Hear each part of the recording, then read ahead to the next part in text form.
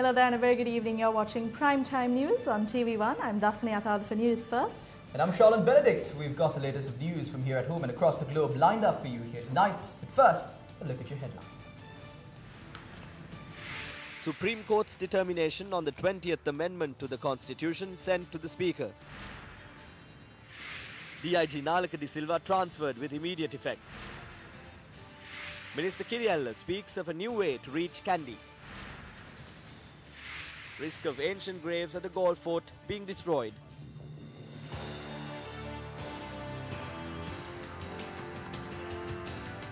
Starting off with your top story this evening, the Global Parliamentarians Forum for Evaluation was held in Colombo this morning. The event was organized by the Sri Lanka Parliamentarians Forum for Evaluation together with the Global Parliamentarians Forum for Evaluation. President Maitripala Sirisena and several other dignitaries attended the event, which was held under the theme Embracing Evaluation for Agenda 2030. In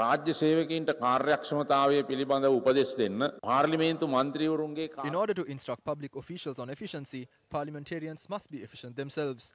The best indicator to evaluate the efficiency of parliamentarians is the number of sittings they have attended in Parliament. In our country, Parliament sittings are only held on 8 days of the month, and even then, there is a space of 1 week between sittings.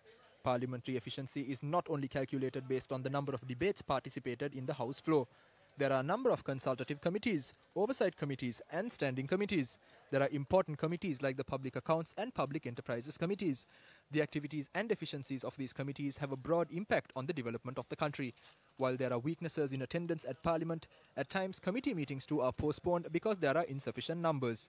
I am not aware of the level of satisfaction with Parliament attendance in your countries. However, in our country, I believe especially in countries that must have rapid development, the example of efficiency must be set by Parliament. I believe that this evaluation of MPs is necessary, and I also believe that in order to reach development goals, the majority of representatives in Parliament should be women.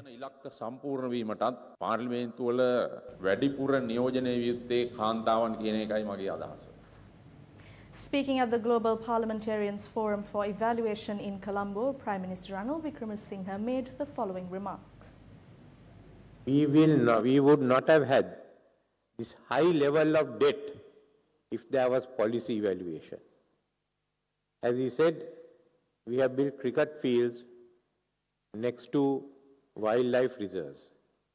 So only the elephants come to the cricket field. It's too far away from Colombo for anyone to travel there.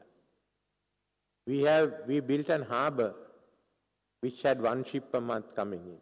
News First continuously reported on these matters. If the Prime Minister watched the reports carried on News First, there would be no further requirement for these evaluations. Shouldn't one evaluate oneself before evaluating other matters? If the opportunity was given to talented leadership, wouldn't these issues have been avoided? The Supreme Court today announced that it has referred its determination on the proposed 20th Amendment to the Constitution to Speaker Karu Jayasuriya. The Supreme Court made the announcement following a 4-day deliberation on 14 petitions filed on this matter. The JVP presented the proposed 20th Amendment to the Constitution to Parliament recently, and thereafter a special determination petition challenging the bill was filed before the Supreme Court by parliamentarian Udaya Dharmapala, seeking that the court determine that a referendum should be held to adopt the amendment. Subsequently, 16 petitions were filed for and against the petition. We would like to get this approved with a 2/3 majority in Parliament and with the vote of the majority of the people in the country in order to introduce these democratic reforms. It would be better if there is a 2/3 majority and a referendum. Then the people will be able to annul these authoritarian powers which are harmful to the country. We are prepared for this. A group of red elephants are doing the bidding of the UNP.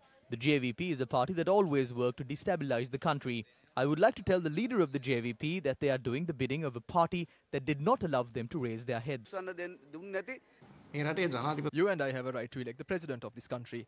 If that right is taken away from us, and if it is being given to the Parliament without a referendum, that cannot happen. This is clear under the Constitution. If there is someone who wants to turn the executive president into a figurehead, the country will be destabilized with this election system. If the first past the post system that existed before 77 was implemented, we would have had no problem with having a figurehead. We are against the 20th Amendment in this current state. The country will be destabilized by this. This is the reality. This is a political conspiracy in the form of the 20th Amendment. The JVP did not present this in the hope of winning.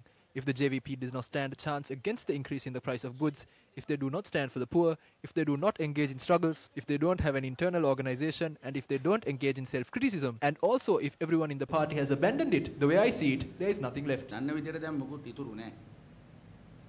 DIG Nalaka De Silva of the Police Terrorism Investigation Division, also known as the TID, has been transferred to the Police Information Technology Division effective immediately. The temporary transfer order issued by IGP Pujit Dasundara notes that the transfer has been made on service requirements under the authorization of the National Police Commission. At a media briefing held recently, an individual known as Namal Kumara from an organization calling themselves the Anti-Corruption Force unveiled several alleged audio recordings of telephone conversations with DIG Nalaka De Silva. During this media briefing, Kumara had claimed that there was a plot to assassinate the president and former Defence Secretary Gotabaya Rajapaksa. The Criminal Investigations Department has opened an investigation into these claims. The CID made submissions to the Fort Magistrate Lanka Jayaratne today, whence permission was granted to obtain footage of the media briefing in question from various media outlets. The CID also reported to court on the claims made by the individual known as Namal Kumara. CID officers informed court that in 2017, Namal Kumara had travelled to France and met with an individual representing the Karunamman faction identified as Pusparaj. Kumara had informed the CID that this individual had proposed to pay the necessary funds if he is willing to join the latter in creating unrest in the eastern province. He says that he had agreed to the request and had subsequently lodged a complaint with the IGP, which the IGP in turn had referred to DIG Nalaka De Silva at the TID. Kumara had informed the CID that DIG De Silva had unveiled the assassination plot to him based on this friendship. Meanwhile, Samandisa Nayaka, the Secretary of the National Police Commission, said today that DIG Nalaka De Silva had been temporarily transferred until the conclusion of the investigations into him.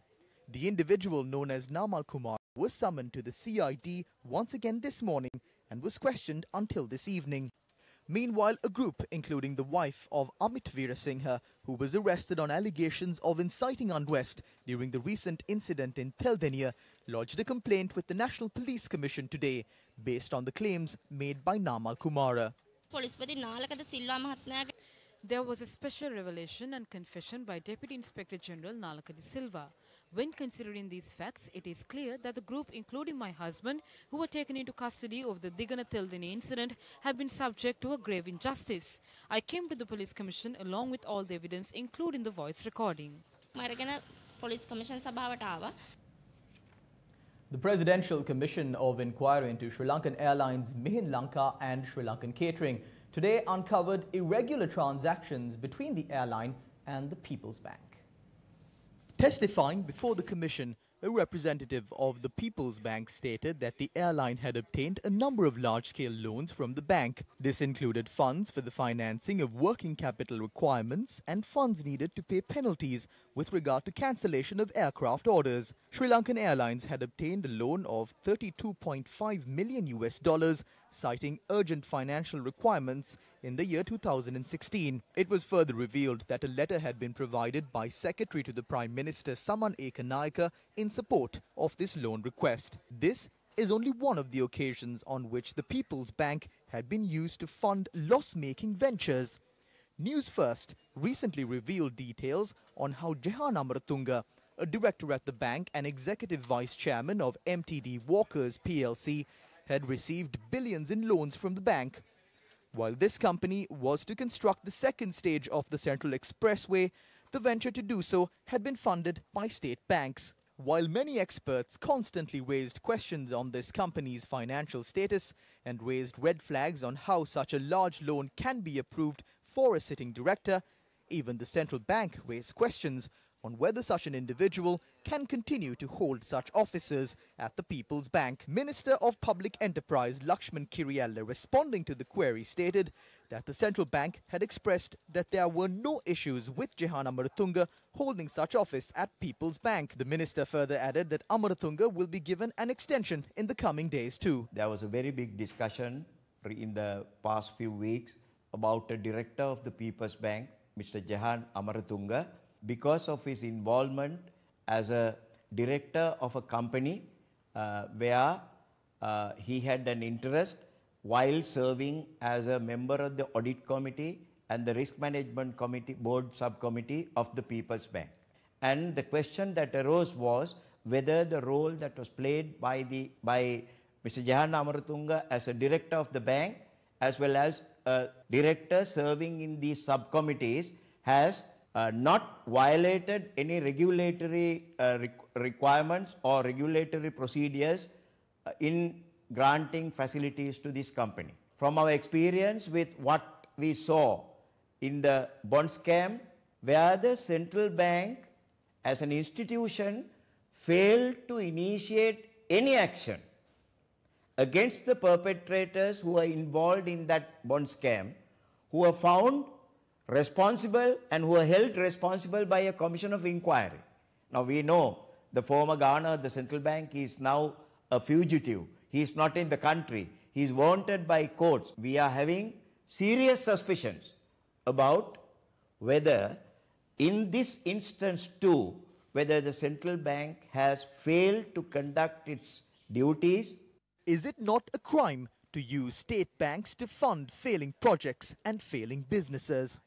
Will these banks not perform more profitably if their resources were directed to more efficient sectors such as the private sector? For your attention. Speaking at an event held today, Minister Lakshman Kiriyalla offered this explanation on how one could travel from Colombo to Kandy in a very short time on the Central Expressway. By the end of next year, by about August, we hope to complete the second phase from Meerigama to Kurunegala. The other two phases are being delayed. The second phase was given to the Asian Development Bank, but due to delays on the part of the Asian Development Bank during my tenure as the minister in charge, we took a decision to award the contract to build the expressway to a local contractor. After this part is constructed, you will have a new road to come to Kandy. You could come along the highway to Katunayaka, then come to Meerigama, and then arrive in Kandy via Kurunegala. This is only until the other two sections are completed. I think you can travel the 44 kilometers in half an hour.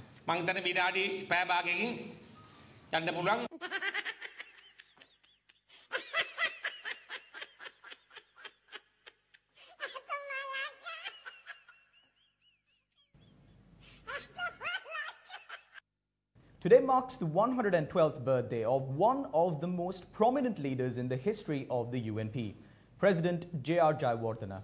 While celebrating the memory of a leader who brought about the dawn of a golden era for the UNP, today we look at the crisis facing the party. J.R. Jayawardena led the UNP to a historic 5-6 victory in 1977, defeating the People's Alliance government led by then Prime Minister Sirimavo Bandaranaike. While the UNP had always been recognized as a party that bred leaders of an exceptional caliber, at the opportune time Jayawardena entrusted Ranasinghe Premadasa with the responsibility of steering the party to victory. Premadasa noted that he would take leadership if he had the support and trust of the entire party. Ranil Wickramasinghe, who functioned as the Minister of Youth Affairs in the government of President Jayawardena, was appointed party leader in 1994. At the time, many of the party's senior members who were suitable for leadership had lost their lives to terrorism. As a result of a long train of electoral defeats under the leadership of Ranil Wickramasinghe, the UNP was unable to field a candidate from their own party at the presidential elections of 2010 and 2015. The UNP, which had introduced major development projects on a hitherto unseen scale in the form of the Mahaweli Rapid Development Project, Janasavya, Gammudava, investment promotion zones, apparel factories and the Mahapula Scholarship, suffered the worst defeat in the party's history at the recently concluded local government elections. Party supporters allege that the only reason for the UNP to suffer such an ignominious defeat even when in government is the party leadership.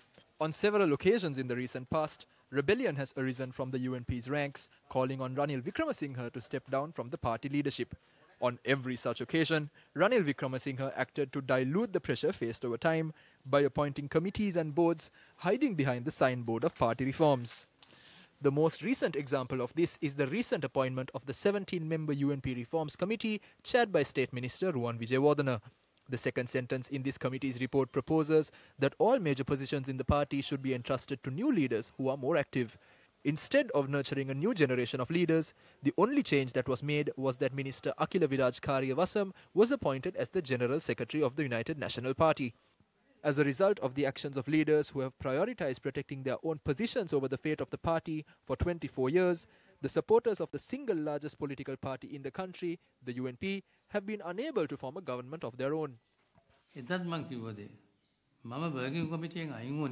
I resigned from the UNP Working Committee according to my conscience. That's why I refused to be in the Working Committee at a time the party leadership was held by corrupt individuals. We must respect the view of the public. The rogues of the previous regime are still a part of the present regime. This is no laughing matter. J.R. Jayawardena was a president who instilled leadership among many backbenchers of the party at that time. So when the time was right, he stepped down, handing over the party to a responsible successor at the right time.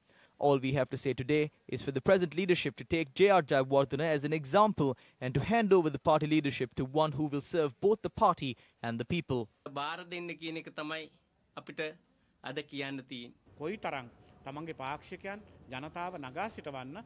We still remember the insurmountable efforts taken by J.R. Jayawardena to build this party. The question is, why don't we have that now? If we had a strong leadership now, the UNP wouldn't have fallen down to the place it is in today. The main issue I see is that there is no internal policy to protect the party and its candidates. We can see the downfall of the UNP when we go to rural villages. So when we look at the UNP today, we are deeply saddened by the fact what J.R. Jayawardena envisaged for the UNP no longer exists among the party now. Recently, the party leadership informed the party that they would continue in power until 2025. If this is the case, the second tier of the UNP will have to look on and wait another 7 years to introduce reforms or take leadership of the party. For the party supporter, the hope of forming a UNP government remains a dream. While this situation is harmful for the democracy in the country, it is a blessing in disguise for the opponents of the UNP. For the attention of the people. The Vehicle Importers Association says the depreciation of the rupee against the US dollar will result in an increase in the import price of a vehicle. With this, the expenditure of the vehicle will also increase. The plus point is that the taxes will remain unchanged. If it is 5%, the price of a vehicle will increase by 2.5%. Price of a Wagoner or a Vitz will increase by 200,000 or 250,000 rupees.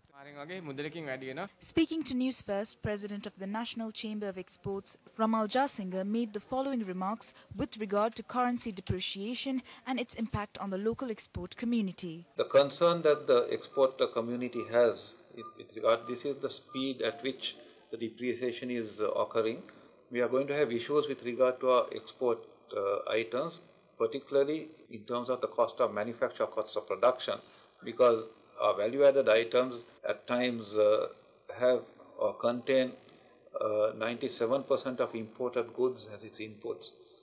And we are competing with other exporters who have the scale, and which we don't have, so we depend on very slim margins. So therefore, it is our appeal that the central bank relooks at their strategy in terms of non-intervention, because of the speed of depreciation is a bit alarming. The 125th model village constructed under the Samata 7 Yalipibidana Udagammana project was handed over to the general public today under the patronage of Minister of Housing and Construction and UNP Deputy Leader, Minister Sajid Premadasa. The model village constructed in the Galvava area of the Hambantota district has been named as Setminigama. The model village consists of 25 houses constructed at a cost of 19 million rupees. This village has access to clean drinking water, electricity as well as a road system. In addition, a health camp on kidney disease and indigenous medicine also took place.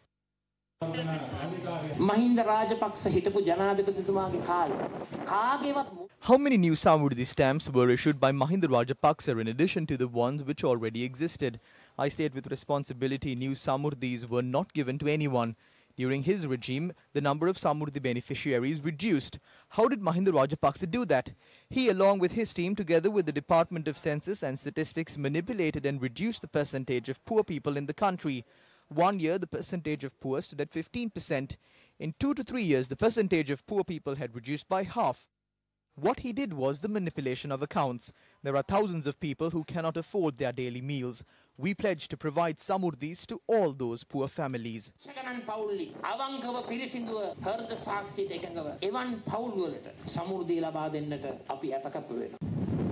What I have been thinking all this time is that this was happening only in the Hambantota district. But now I know that this has been implemented in 1,275 villages.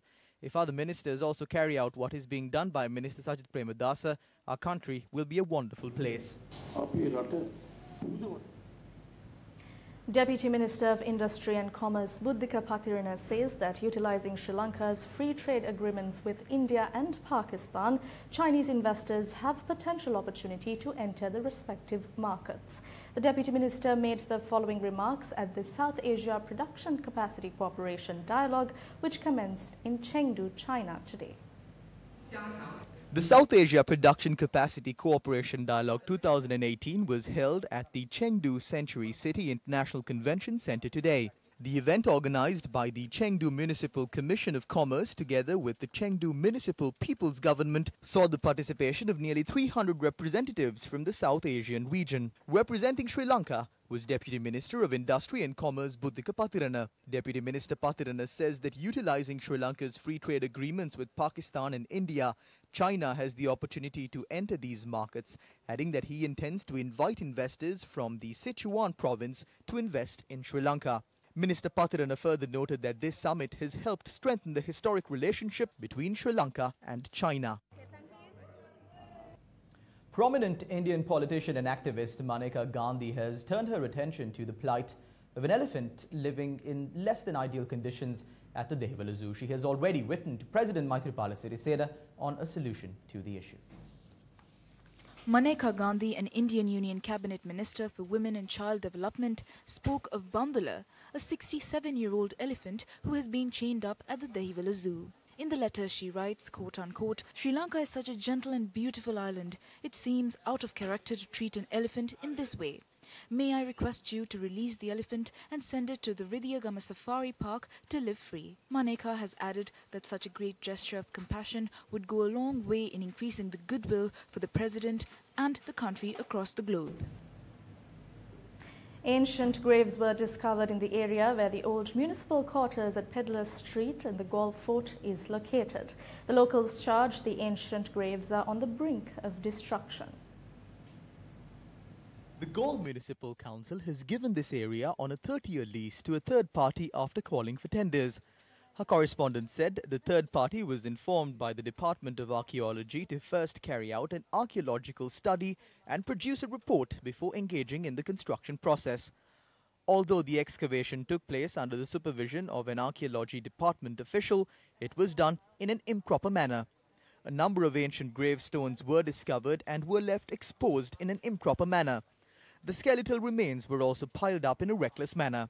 Instead of using standardized equipment to carry out the process, the workers had used normal tools, causing serious damage to the artifacts. When Newsfirst inquired from the mayor of Galle, he said the Department of Archaeology is responsible to observe the importance of this site. Director General of the Department of Archaeology, P.B. Mandavala, said the department will inquire into the allegations raised by the locals in the area. The celebration of the 154th birthday of Srimat Anagarika Dharmapala was held today. The commemorative event organized by the Mahabodhi Society of Sri Lanka was held at the Agrashavaka Mahaviharya. Former President Mahinda Rajapaksa was the chief guest at the event. The Mahabodhi Society has always committed itself to continuing the mission of Anagarika Dharmapala. There is a major Buddhist renaissance in India today. This is not only because of the work of the Mahabodhi Society. The current Indian Prime Minister Narendra Modi has been a pillar of strength for this. In the latter part of 2017, the new 200 rupee notes in India was issued with a drawing of the stupa in Sanchi. I believe that this is the largest Buddhist renaissance since 1956 and the 2500th Sambuddhatta Jayanti.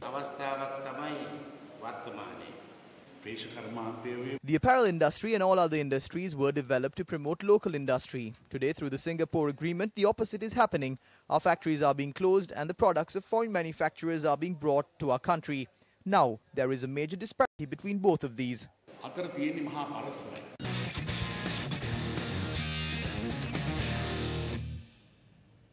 News from the sporting arena tonight. A brilliant spell at the death from Thisara Pereira, who captured 5 wickets for 55 runs, helped Sri Lanka restrict Afghanistan to 249 after Ramat Shaha made a composed half-century earlier in the day.